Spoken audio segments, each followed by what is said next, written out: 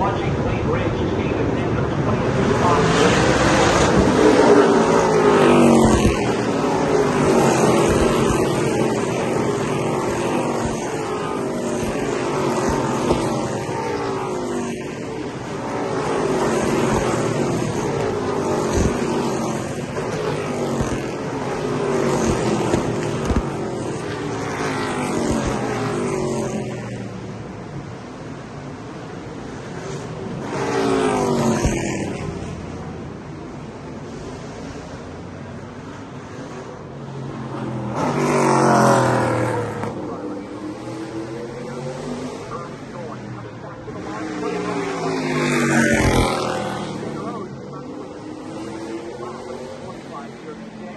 Once that restart has happened, Alex Hayden, the driver that's got the shuffle backward is Connor Mosack. He is dropping anchor right now.